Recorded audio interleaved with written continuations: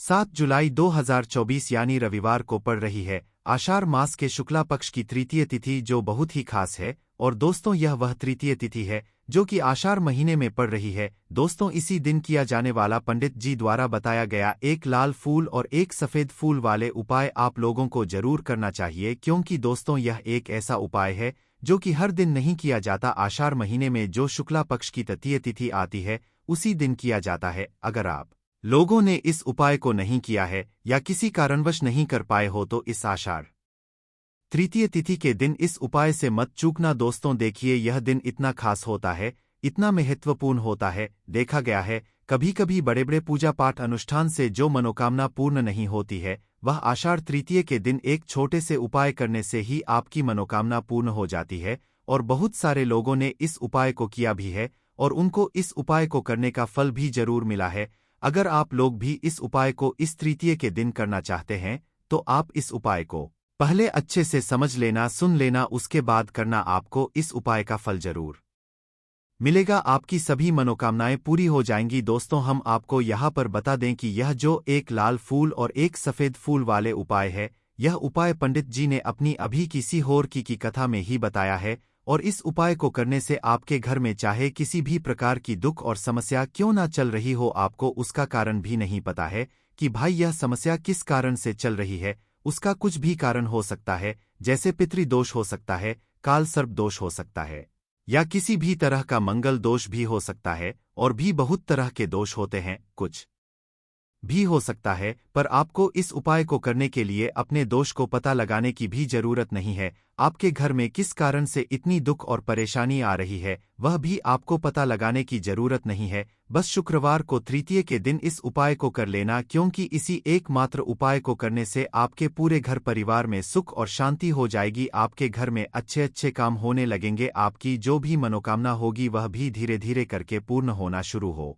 जाएंगी। अब हम समझते हैं इस एक लाल फूल और एक सफेद फूल वाले उपाय को आपको करना कैसे है, किसको करना है, किस समय करना है और कैसे करना है। देखो, उपाय बिल्कुल आसान है, बस समझने वाली बात है। ध्यान से समझिए, उसके बाद ही आप लोग जो है इस उपाय को जरूर कीजिएगा। सबसे पहली चीज हम लोग यह समझते हैं कि इस एक लाल फूल और एक सफेद फूल वाले उपाय को इस आने वाली तृतीय के दिन किसको करना है। तो देखिए, इस उपाय को घर के सभी सदस्यों को करने की बिल्कुल भी जरूरत नहीं है। घर में से कोई एक मुख्य बड़ा सदस्य ही इस उपाय को करेगा तो उस घर परिवार के सभी सदस्यों को इस उपाय को करने का फल मिल जाएगा। पर वह बड़ा सदस्य कौन होगा, कौन व्यक्ति इस उपाय को करेगा, तो यहाँ पर देखिए हम आपको बता दें, घर की जो बड़ी माताएं बहनें होंगी, घर की बड़ी माताओं बहनों में से कोई भी एक माता बहन इस वाले उपाय को कर सकती है। अपने पूरे घर परिवार के लिए घर में सभी सदस्यों को इस उपाय को करने की जरूरत नहीं है। मात्र घर की जो बड़ी माताएं बहनें हैं उनमें से कोई भी एक माता बहन इस वाले उपाय को करेगी तो उसके घर परिवार के पूरे सदस्यों को इस उपाय का फल मिलेगा। अगर किसी कारण वश माताएं बहनें घर में उपस्थित न हो या वह इस उपाय को ना कर रही हो, कुछ दिक्कत हो, तो भाई उस जगह पर फिर घर का कोई बड़ा व्यक्ति भी इस उपाय को कर सकता है। माताओं बहनों के कहने का मतलब यह था कि माताएं बहनें घर की लक्ष्मी होती है। जब घर की लक्ष्मी कोई उपाय करती है तो निश्चित ही भगवान शिव जी बहुत जल्दी प्रसन्न होते हैं और उपाय का फल में बहुत जल्दी और बहुत बड़ा करके भी यहाँ पर देते हैं। तो आप लोग यह बात समझ गए होंगे। अब हम यह बात समझते हैं कि इस वाले उपाय को हमें करना किस समय है। एक लाल फूल और एक सफेद फूल वाले उपाय को हमें तृतीय के दिन करना किस समय है। तो देखिए, इस उपाय को करने का जो समय है, सुबह का समय भी है और शाम का समय भी है। अब देखिए यहाँ पर हम मुख्य रूप से सुबह का समय नहीं बोलेंगे, क्योंकि देखिए यह जो तृतीय तिथि है और आप सभी लोग जानते हैं तृतीय के दिन का प्रदोष काल का मतलब शाम का जो समय होता है ना, इस दिन भगवान शिव जी का सबसे प्रिय दिन होता है। तो आप लोग इस एक लाल फूल एक सफेद फूल वाले उपाय को सुबह के समय भी कर सकते हो और शाम के समय प्रदोष काल में भी कर सकते हो। सुबह के समय अगर कर रहे हो तो 10 या फिर 11 बजे तक भी अगर उपाय करोगे तो भी आपको उपाय का फल मिलेगा। वही अगर शाम के समय कर रहे हो तो इस दिन जरूर शाम के समय का ध्यान रखना कि शाम के 6000 बजे से लेकर 7 या बजे के बीच में अगर आप इस उपाय को कर सकते हो तो बिल्कुल कर लेना, पूरी कोशिश करना। पर अगर किसी कारणवश इस समय के बीच में ना कर पाओ तो रात 8 बजे तक भी अगर आप उपाय को करोगे तो आपको उपाय का फल जरूर मिलेगा। यह बात आपको समझ आ गई कि आप इस उपाय को सुबह और शाम दोनों समय कर सकते हो, मतलब करना आपको एक ही समय है, घर में से किसी एक ही बड़े व्यक्ति को करना है, पर एक ही बार इस उपाय को करना है, दोनों समय नहीं करना है। आपको जो समय अच्छा लगे आप उस समय पर इस वाले उपाय को कर सकते हैं। तो चलिए जानते हैं इन विशेष उपायों के बारे में। लेकिन उससे पहले जो भी मेरे भाई मेरी प्यारी बहनें आज चैनल पर पहली बार आए हैं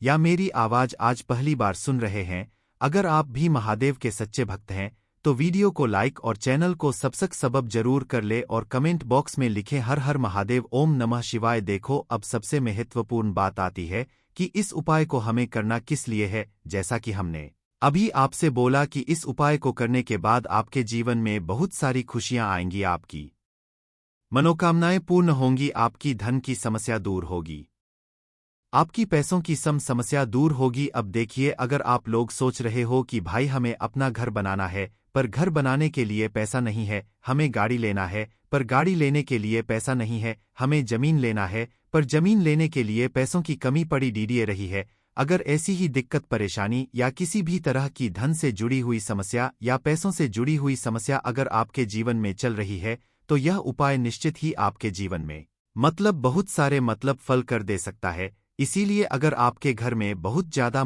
दिक्कत समस्या परेशानी चल रही है, धन से जुड़ी हुई पैसों से जुड़ी हुई धन की बहुत ज्यादा कमी आ रही है, पैसों की बिल्कुल आवक नहीं हो रही है, तो भाई आप लोगों को इस वाले उपाय को जरूर करना चाहिए। घर में से किसी एक भी बड़े व्यक्ति को अब इस उपाय में करना क्या है वह सबसे पहले हम लोग जान लेते हैं। उपाय की सामग्री हम लोग सबसे पहले जानते हैं कि इस उपाय में किस किस चीज की आवश्यक पगी। तो देखिए, उपाय का नाम तो एक लाल फूल और एक सफेद फूल वाला उपाय है, पर इस उपाय में कुल मिलाकर 4 सामग्री हमें लगने वाली है, जो कि पंडित जी ने खुद सीहोर वाली कथा में बताया है। और जो हम आपको उपाय बताते हैं वह पंडित जी द्वारा बताए गए होते हैं, अलग से हम कुछ भी नहीं बताते हैं। तो यहाँ पर हम लोग समझते हैं कि इस उपाय की सामग्री क्या है। तो देखो, उपाय की जो सामग्री है वह 4 सामग्री है, जिसमें से सबसे पहली सामग्री है एक बेलपत्र। देखो बेलपत्र क्या होती है, लपत्र जो शिव की शिवलिंग पर चढ़ती है। दूसरी चीज है एक शमी पत्र, शमी पत्र वो जो शिवलिंग पर ही चढ़ता है। तीसरी चीज है दोस्तों एक लाल फूल जो उपाय का नाम है। तो एक यहाँ पर आपको लाल फूल लेना है। अब यह लाल फूल कौन सा लेना है, देखो शिवलिंग के ऊपर जो लाल फूल चढ़ता हो उनमें से कोई भी एक लाल फूल पसंद कर लेना और वह कहीं से तोड़कर या कहीं से खरीद कर लेकर आना और उस लाल फूल को उपाय में प्रयोग कर लेना। उसके बाद में एक सफेद फूल का विशेष रूप से ध्यान रखना, जो सफेद फूल शिवलिंग पर चढ़ता हो सिर्फ वही सफेद फूल लेकर आना, इसके अलावा कुछ मत लेकर आना, लेकिन केतकी का मत लेना। तो एक एक मात्रा में ही आपको यह चारों सामग्री चाहिए, एक बेलपत्र, एक शमी पत्र, एक लाल फूल और एक सफेद फूल। ये चारों सामग्री आप लोग तैयार करके के रख ले। प्रदोष काल में या सुबह के समय जब भी आप इस उपाय को कर रहे हैं, जैसे ही आपके उपाय की सामग्री तैयार हो जाती है तो क्या हम सीधा उपाय को करने के लिए इन चारों सामग्री को लेकर उपाय करने के लिए जा सकते हैं?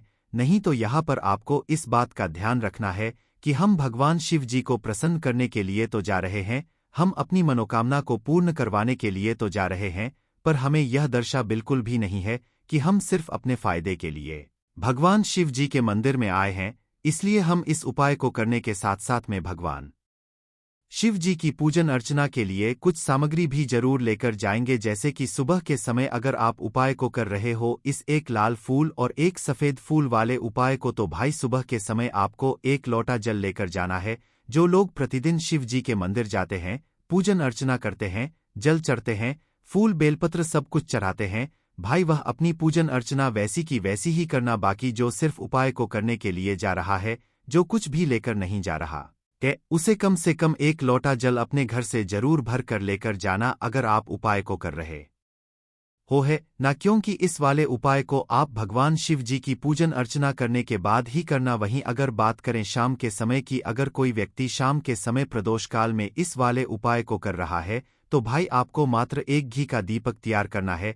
यह बात हम हमेशा बोलते हैं। शाम के समय प्रदोष काल में कोई कर रहे हो ना तो दीपक का विशेष महत्व होता है। तृतीय के दिन का प्रदोष काल में जो भी व्यक्ति दीपक जलाता है ना भगवान शिव जी के मंदिर में भाई, उसके जीवन से सारी दुख और परेशानियां भी दूर होती हैं। तो भाई इस दिन दीपक का विशेष रूप से ध्यान रखना आप लोग। अगर आप इस उपाय को शाम के समय प्रदोष काल में कर रहे हो है नाना, यह जो दीपक आप लोग लोगे या आटे का लोगे, जो आटा आप घुदोगे उसके अंदर कुछ भी मत डालना, मात्र साधा आटा लगाकर उसे तैयार कर लेना और एक मीडियम साइज का दीपक तैयार कर लेना। वह दीपक ना ज्यादा छोटा हो ना ज्यादा बड़ा हो है ना। उसके बाद में दीपक आपका तैयार हो जाए तो इसके अंदर जो बत्ती रखोगे वह गोल बत्ती रखोगे। देखो गोल बत्ती भी दो तरह की होगी, एक बाजार की और एक घर वाली। तो कोशिश करना अपने घर में जो रुई रखी हुई है उस रुई से आप लोग एक गोल बत्ती अपने ही हाथों से बनाओ। उपाय का फल अच्छा मिलता है, भगवान शिव जी जल्दी प्रसन्न होते हैं।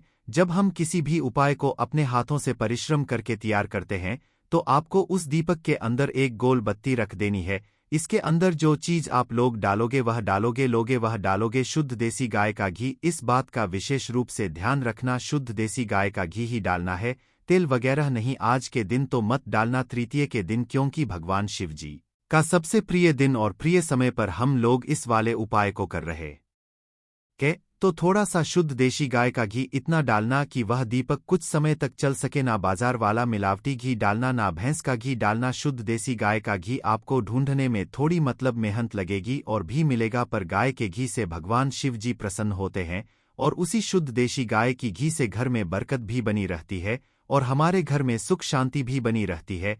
इसलिए इस शुद्ध देशी गाय का घी को अपने घर में हमेशा रखा करो। वह भगवान शिव जी के कार्यों में भी उपयोग में आता है और उपायों में भी हम लोग प्रयोग कर सकते हैं। तो यहाँ पर आपकी सारी तैयारियां हो चुकी हैं।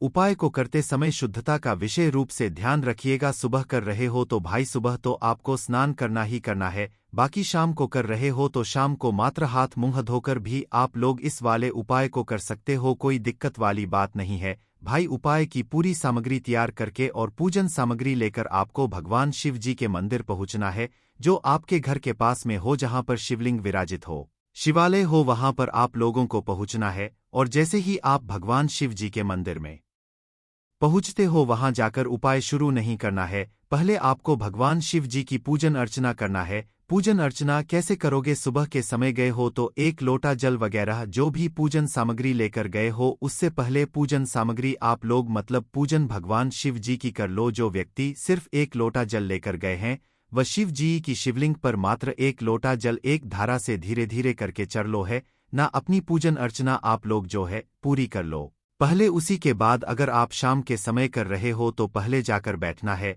भगवान शिव जी के शिवलिंग के पास में। आप जो दीपक तैयार करके लेकर आए हो उस दीपक को पहले जलाना है। यह जो दीपक आप लोग जलाओगे ना, यह किसी और की माचिस से मत जलाना, अपनी ही माचिस अपने ही घर से लेकर आना और इस दीपक को अपने ही माचिस से जलाना। अगर आपने मंदिर की माचिस या किसी और की माचिस ले ली इस उपाय को करने में, इस उपाय का फल उस व्यक्ति को भी तो बहुत मिल जाएगा। इस बात का ध्यान रखना, अपने घर से अपनी ही माचिस लेकर जाना और इस दीपक को जलाना। दीपक को जलाने के बाद भगवान शिव जी की शिवलिंग के पास में रख देना। शिवलिंग के इतना पास में मत रखना कि भगवान शिव जी को आंच लगे, थोड़ी सी दूरी बनाकर ही जो है इस दीपक को शिवलिंग के पास में आप लोग रख दीजिएगा। अब जैसे ही आपकी पूजन अर्चना हो जाती है, भगवान शिव जी के शिवलिंग के सामने या आसपास कहीं पर भी बैठ जाइए उपाय को करने के लिए। और उपाय को करने से पहले आप लोग अपनी वह चारों पूजन सामग्री निकाल लीजिए। उपाय की जो सामग्री है वह निकाल लीजिए और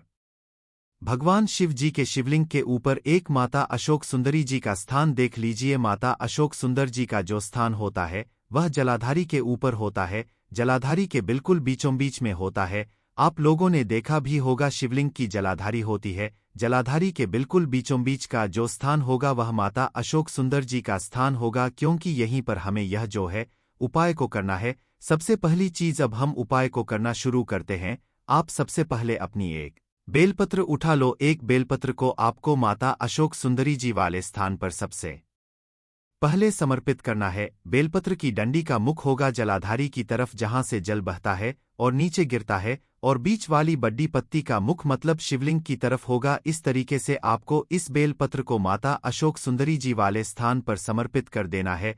उसके बाद में अपनी एक क्षमपत्र उठा लो जो आप उपाय के लिए लेकर आए हुए हो। क्षमपत्र को उठाकर शमीपत्र की भी जो डंडी का भाग होगा वह जलाधारी की तरफ करके जहां से जल बहता है नीचे गिरता है उस तरफ करके और पत्ती वाला भाग शिवलिंग की तरफ करके इस शमीपत्र को भी उस बेलपत्र के ऊपर आपको समर्पित कर देना है। समर्पित करने के बाद अब आप ले लो अपना एक लाल फूल जो आप उपाय को करने के लिए लेकर आए हुए हो। इस लाल फूल का जो खिला हुआ भाग होगा, चाहे वह गुलाब का फूल हो चाहे कोई सा फूल जो शिवलिंग पर चढ़ता हो भाई, उस फूल का जो खिला हुआ भाग होगा वह शिवलिंग की तरफ होगा। बाकी जो पीछे का भाग होगा फूल का वह जलाधारी की तरफ जहां से जल बहता है नीचे गिरता है उस तरफ होगा। और आखिरी में आपका जो एक सफेद फूल बचा हुआ है, इस सफेद फूल को भी आपको लेना है और सफेद फूल का जो खिला हुआ भाग होगा वह शिवलिंग की तरफ होगा, जहां पर शिवलिंग रखा हुआ है उस तरफ होगा। और डंडी का भाग जलाधारी के पीछे की तरफ हो जाएगा, मतलब जो जहां से जल बहता है और नीचे गिरता है। जब आप लोग एक बेलपत्र, एक शमीपत्र और एक लाल फूल, एक सफेद फूल चढ़ा रहे हो तो उस समय आप लोगों को कांता भगवान या कांता चक्र का नाम लेते हुए ही जो है इस उपाय को करना है। और भगवान शिव जी और नारायण जी का स्मरण करते हुए ही इस उपाय को आपको करना है। तो जब भी आप एक बेलपत्र, एक शमीपत्र, एक लाल फूल और एक कमी हो रही है, जो भी दुख और समस्या परेशानी चल रही हो, आपको अपनी वह दुख और को ज्येष्ठ के महीने के किसी में मंगलवार के दिन जरूर करना चाहिए अगर आपको अपनी विश, अपनी मनोकामना को जल्दी से जल्दी पूरा करना है। चलिए अब जल्दी से बात कर लेते हैं दूसरा उपाय जो कि गुड़ का है। गुड़ वाला उपाय आपको कैसे करना है और कैसे यह थोड़ा सा गुड़ रातों रात आपके जीवन से निर्धनता, कर्ज जैसी समस्याओं को दूर कर देगा और संकट मोचन हनुमान जी का आशीर्वाद से आपको अपने जीवन में कभी फिर कर्ज लेना ही नहीं पड़ेगा। कर्ज जैसी समस्याएं वापस लौटकर आपके जीवन में नहीं आएंगी। अब बात कर लेते हैं कि व्यक्ति जो कर्ज लेता है जब उसे चुका नहीं पाता है तो उसकी रातों की नींद उड़ जाती है और साथ ही साथ वह हमेशा दिमाग में यही सोचता रहता है कि कैसे मैं इस कर्जे से बाहर निकलूंगा, कैसे मेरे जीवन से निर्धनता और गरीबी दूर होगी। अच्छा, आप सभी यह बात जानते होंगे कि मंगलवार का दिन कर्जे की समस्याओं को दूर करने के लिए सबसे उत्तम होता है, लेकिन आपको बता दें कि अगर मंगलवार ज्येष्ठ के महीने का हो तो यह सोने पर सुहागा हो जाता है, क्योंकि ज्येष्ठ का महीना भगवान संकट मोचन हनुमान जी को सबसे प्रिय होता है। तो उपाय को करने के लिए आपको यहाँ पर गुड़ लेना है, ठीक है ना। कितना गुड़ लेना है? थोड़ा सा ही गुड़ आपको लेना है। साथ ही साथ आपको लेना है चना। अब चने में बहुत सारे लोग कंफ्यूज हो जाते हैं कि कौन सा चना लेना है। देखिए, जो भुना हुआ चना आता है, कच्चे चने की बात यहाँ पर हम नहीं कर रहे हैं। जो भुना हुआ चना आता है वो चना आपको लेना है और साथ ही साथ थोड़ा सा गुड़ लेना है। अब आपको यह गुड़ और चना और एक दीपक आपको यहाँ तैयार करना है सरसों के तेल का। और जो दीपक सरसों के तेल का आपने लिया है उसके अंदर आपको 2 फूल वाली लौंग डालनी है। अब यह दीपक लेकर गुड़ और चने का प्रसाद या भोग, आप जिसे कहेंगे, यह दोनों चीजें लेकर आपको जाना है संकट मोचन हनुमान जी के मंदिर में। अब आपको क्या करना है, यह गुड़ और चने का भोग हनुमान संकट मोचन हनुमान जी को लगाना है और सरसों के तेल का जो दीपक आप लेकर के गए हैं 2 फूल वाली लौंग डालकर यह दीपक आपको हनुमान जी के आगे जलाना है। और यहाँ पर आपको एक बार हनुमान चालीसा का पाठ करना है। अगर आप पाठ नहीं कर पा रहे हैं, समय नहीं है आपके पास, तो आपको भगवान राम का नाम लेना है। कितनी बार लेना है? या तो 108 बार लेंगे या फिर 21 बार लेंगे, ठीक है ना। 51 बार भी आप ले सकते हैं। जितना ज्यादा आप ले लेंगे भगवान राम का नाम उतना उत्तम होगा। तो देखिए, जब भी आप इस उपाय को करते हैं ना मंगलवार के दिन, और अगर शाम के टाइम पर कर ले तो यह और भी उत्तम है। तो ऐसा मान लीजिए कि कितना भी बड़ा संकट आपके जीवन में धन से जुड़ा हुआ क्यों ना हो, आपने कितना भी कर्जा क्यों ना ले रखा हो, अगर पूरी सच्ची श्रद्धा के साथ संकट मोचन हनुमान जी से प्रार्थना कर ली तो आपके जीवन से कर्जा जितना भी होता है उसे दूर कर देते हैं और कर्जे जैसी समस्याएं वापस लौटकर भी आपके जीवन में नहीं आती हैं। तो जो लोग इस उपाय को कर चुके हैं, जिन्हें इनका रिजल्ट पता है, उन्हें पता है कि यह कितना उत्तम उपाय है। और जिन्होंने नहीं किया है वह ज्येष्ठ महीने के किसी भी मंगलवार के दिन इस छोटे से उपाय को जरूर करें, क्योंकि इसका रिजल्ट आपको इतना अच्छा मिलेगा, आपको फ्यूचर में कभी भी आने वाले टाइम पर किसी से एक भी रुपया धार लेने की जरूरत नहीं पड़ेगी। तो जो लोग पूरी सच्ची श्रद्धा के साथ, पूर्ण विश्वास के साथ इस उपाय को करते हैं, वह इसका रिजल्ट हमेशा अच्छा ही देखते हैं। मतलब पैसा आपके पास आता ही आता है और कर्जा आप लोगों का जरूर चुका पाते हैं। और पैसा कभी किसी से लेने की जरूरत भी नहीं पड़ती है। चलिए यह 2 उपाय हमने बता दिए हैं, आपको जल्दी से बात कर लेते हैं अपने लास्ट और तीसरे उपाय की, जो कि बहुत ही छोटा सा उपाय है। देखिए, अगर आप चाहते हैं ना कि आपके जीवन में कभी संकट और दुख आए ही ना, और जो आ गए हैं वह जल्दी से जल्दी दूर चले जाएं, तो आपको हमेशा संकट मोचन हनुमान जी की पूजा अर्चना मंगलवार के दिन करनी चाहिए। इनकी तो ना, इनका तो नाम ही है संकट मोचन हनुमान। और देखिए संकट क्या होते हैं। धन से जुड़े संकट होते हैं, कुछ लोगों के घर में स्वास्थ्य से जुड़े संकट होते हैं, कोई बीमार हो रहा है, किसी के सर पर कर्जा हो रहा है, तो सारे संकटों से आप दूर रहते हैं जब भी आप इस लास्ट वाले उपाय को करते हैं। बहुत ही सिंपल उपाय है, आपको अपने घर पर करना है और अलग से आपको कुछ नहीं करना है। इस उपाय में देखिए, एक देसी घी का दीपक आपको भगवान श्री राम की मूर्ति या प्रतिमा के सामने लगाना है और आपको हनुमान चालीसा का पाठ अपने घर पर ही बैठकर करना है। इसे आप 1 बार भी कर सकते हैं, 2 बार भी कर सकते हैं, अगर टाइम है तो 3 बार कर लें, 1 बार तो करें ही करें। अब यह